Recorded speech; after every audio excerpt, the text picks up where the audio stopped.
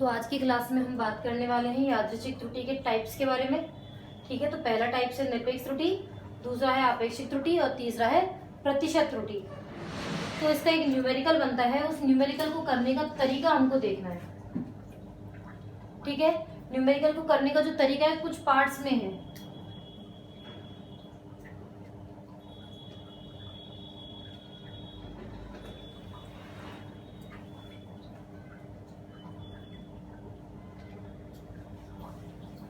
आपेक्षिक त्रुटि,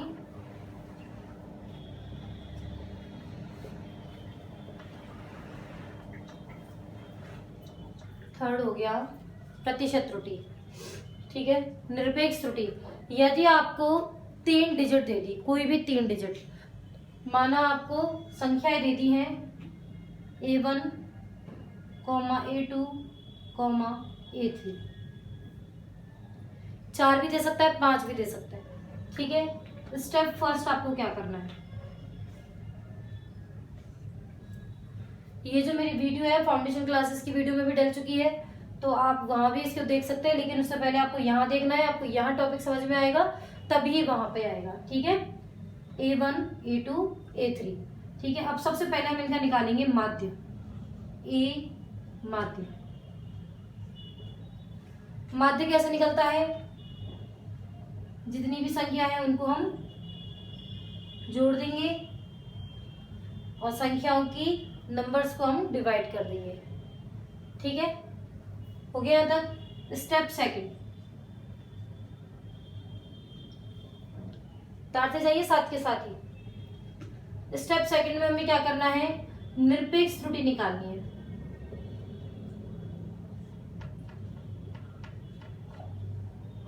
कैसे निकलेगी, इस टाइप से, या हम इसको डायरेक्ट ऐसे लिखेंगे, डेल्टा A1। ये क्या होता है, A1 माइनस A माध्य।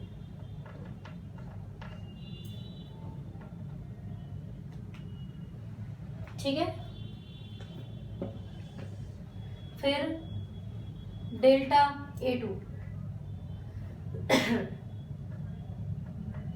A2 माइनस A माध्य, डेल्टा A3,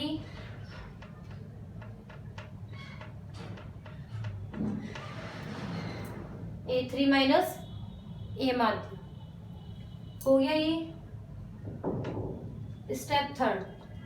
लेकिन उससे पहले काफी स्टूडेंट्स को प्रॉब्लम हो रही होगी कि मैम ये जो मॉडुलस आपने लगा दिया है, मापांक हमने लगा दिया है, इसका मतलब क्या है। तो इस मापांक का यहाँ पर मतलब ये है कि जो वैल्यू आने वाली है वो धनात्मक ही आनी चाहिए, ऋणात्मक नहीं आनी चाहिए। ठीक है, तो ये जो वैल्यू है ये इसलिए हमने मापांक लगाया है कि जो वैल्यू अंदर से बाहर निकले वो कैसी होनी चाहिए, धनात्मक ही वैल्यू होनी चाहिए। ऋणात्मक वैल्यू का इसमें कोई काम नहीं है। वैल्यू कैसी होनी चाहिए, धनात्मक होनी चाहिए। तो धनात्मक कब आएंगे, जब हम इधर मापांक लगा देंगे। थर्ड हम निकालेंगे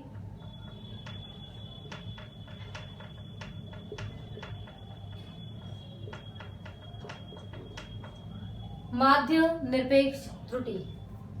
इसके लिए हम क्या करेंगे, डेल्टा A माध्य।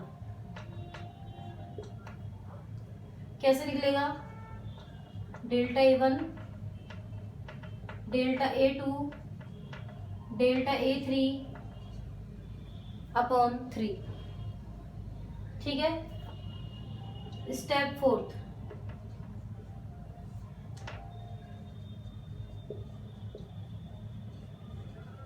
आपेक्षिक त्रुटि। आपेक्षिक त्रुटि क्या होती है, जो ये होता है माध्य निरपेक्ष त्रुटि।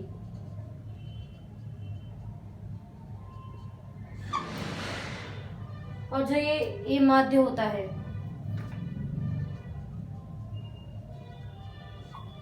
इसका अनुपात होता है सिर्फ ये। ठीक है, यदि समझने में समस्या आ रही हो तो अभी इसका न्यूमेरिकल प्रॉपर करवाया जाएगा, तब आपको आ जाएगा। स्टेप फिफ्थ, प्रतिशत त्रुटि।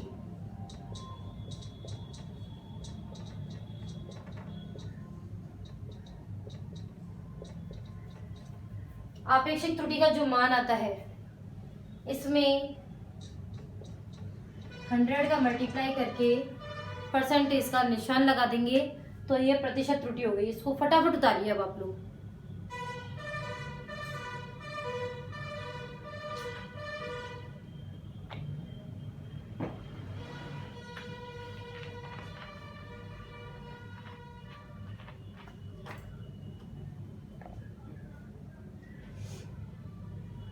उतार लिया। अब मैं आपको एक डिजिट दे रही हूँ।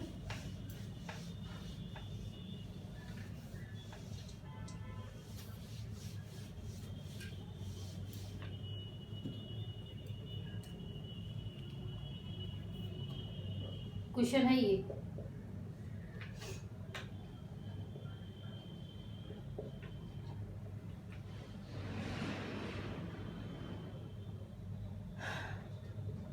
ले लो, इजी पड़ेगा कैलकुलेशन के माध्यम से, ठीक है। कि समस्त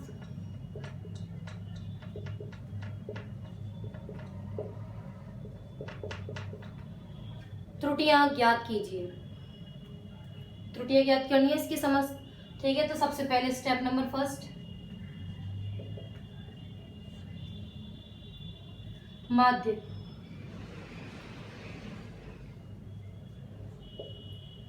2 8 14 कितनी है संख्याएं? 3। ऐड करो 2 और 8 10, 10 और 14 24 अपॉन 3 8। लिखिए।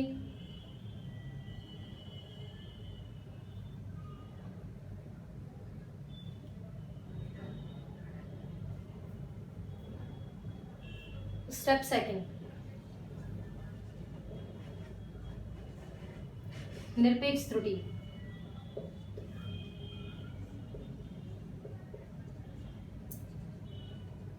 डेल्टा A1 माइनस ए माध्य, लेकिन धनात्मक आनी चाहिए 6। लिखिए।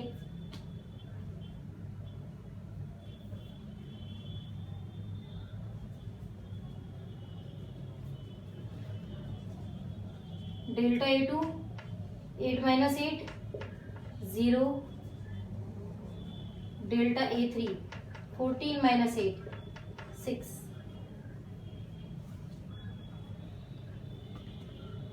अब आपके लिए क्वेश्चन, क्या मुझे आप बता सकते हो कि यदि मैं मापांक नहीं लगाती तो क्या फर्क पड़ जाता? क्या फर्क पड़ता बताओ? फर्क ये पड़ता कि ये नेगेटिव आती, ये 0 था, ये पॉजिटिव आता, इनको हम ऐड करते तो आंसर 0 आता। हमेशा देखना, जब भी आप मापांक नहीं लगाओगे तो आंसर त्रुटि का 0 हो जाएगा, ठीक है। और हमें तो 0 चाहिए ही। उसके बाद हम बात करते हैं step third,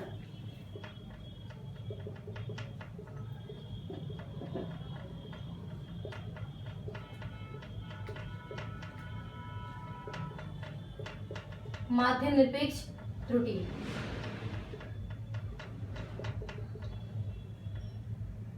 six plus 0 plus 6 upon 3 4।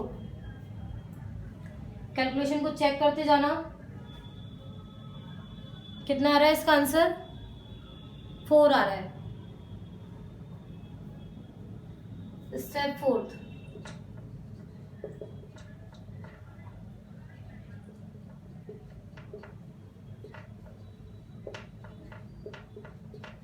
अपेक्षित त्रुटि। क्या होगा अपेक्षित त्रुटि? डेल्टा ए माध्य अपॉन ए माध्य 4 अपॉन 8.5 तारीख।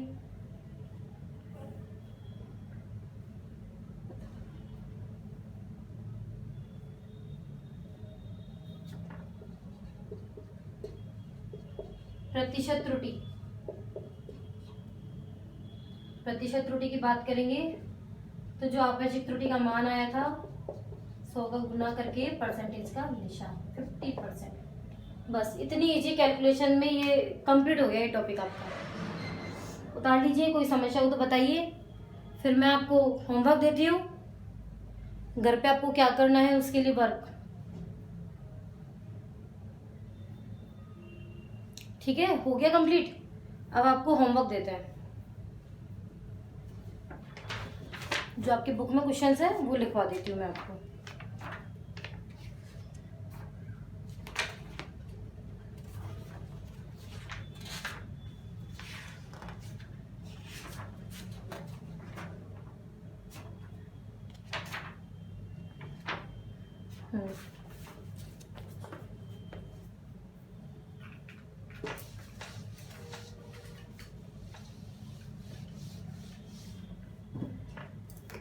क्वेश्चन है, कांच का अपवर्तनांक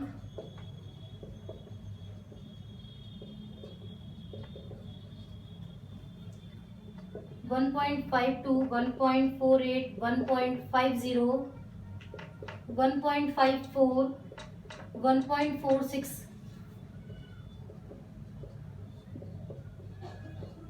माना गया है।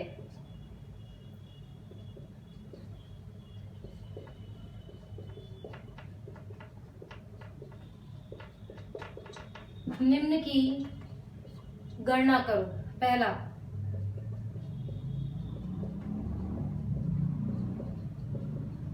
औसत मान,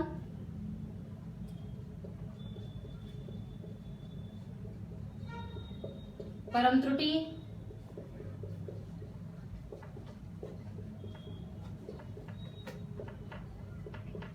आपेक्षिक त्रुटि,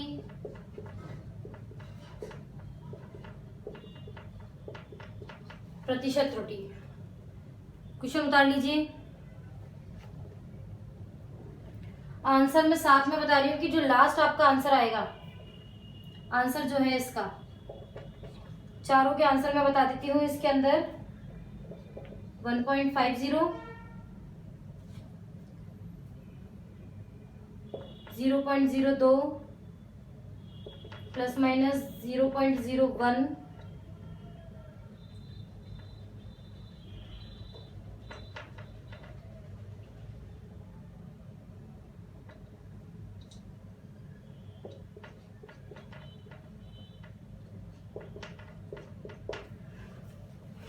चारों के आंसर है। तो जब आप इसे सॉल्व करेंगे तो ये आंसर निकल जाए तो इसका मतलब सही है।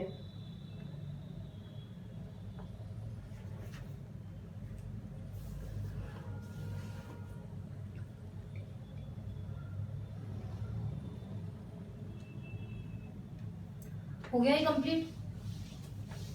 अब देखिए नेक्स्ट हम क्या पढ़ेंगे।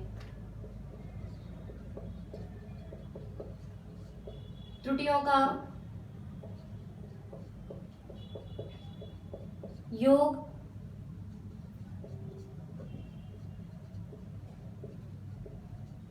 व्यवकलन, गुणन,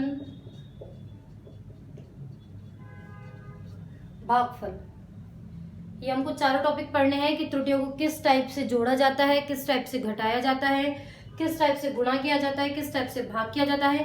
क्योंकि मैंने आपको पहले ही बता दिया कि जो ये सब कुछ होता है वास्तविक संख्याओं के जैसे नहीं होता है। तो आज मैं आपको योग बता रही हूँ, त्रुटियों का योग कैसे करते हैं। इसके बाद हम इसको क्लास को ओवर करेंगे।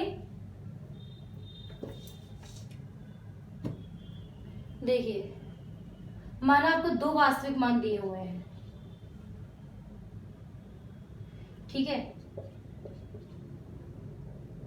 और इनके जो एरर दे रखे हैं वो प्लस माइनस डे लें,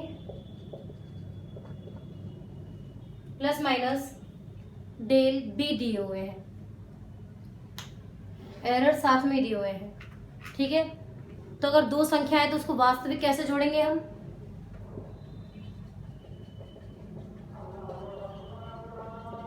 वास्तविक योग कैसे होगा, r is equal to a plus B. तो यहां तो करेंगे r plus minus del r, मैंने ना प्लस माइनस लगाते हैं त्रुटियों से पहले। ए को क्या लिखोगे, A plus minus del A. B को क्या लिखोगे, B plus minus del B. ठीक है, कंप्लीट हो गया। उसके बाद देखिए, ये तो ठीक है, इसको हम पास में लेके आ सकते हैं।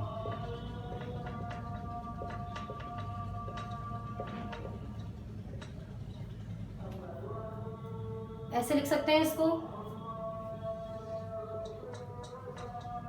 ये आर हुआ,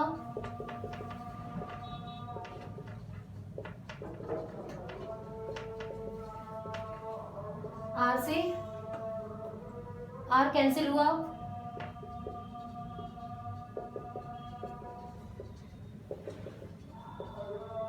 इस टाइप से इसका आंसर निकल गया।